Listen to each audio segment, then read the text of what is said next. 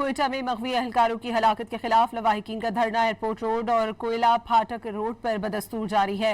मुजाहिरीन का कहना है कि मुज़ाकरात आला सतह के अलावा किसी से नहीं करेंगे। धरने के शुरका ने वाज़ेह किया कि वो अपने प्यारों की मैयतों की तदफीन उस वक्त तक नहीं करेंगे जब तक उनके मुतालिबात और तहफ़्फ़ुज़ात नहीं सुने जाते। लवाहिकीन ने हुकूमत से मुतालबा किया कि वाक़े के ज़िम्मेदार अनासिर को कानून के कटहरे में लाया जाए और मुतासरा ख़ानदानों को इंसाफ फराहम किया जाए।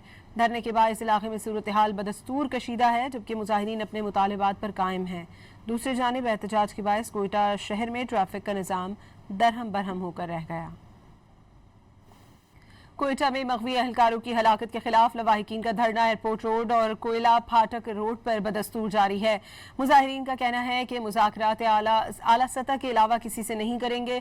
धरने के शुरका ने वाज़ेह किया कि वो अपने प्यारों की मैयतों की तदफीन उस वक्त तक नहीं करेंगे जब तक उनके मुतालिबात और तहफ़्फ़ुज़ात नहीं सुने जाते।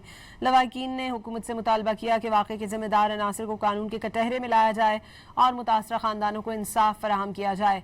धरने के बाद इस इलाके में सूरत हाल बदस्तूर कशीदा है, जबकि मुजाहिरीन अपने मुतालिबात पर कायम हैं। दूसरी जानिब एहतजाज के बायस कोयटा शहर में ट्रैफिक का निज़ाम दरहम बरहम होकर रह गया।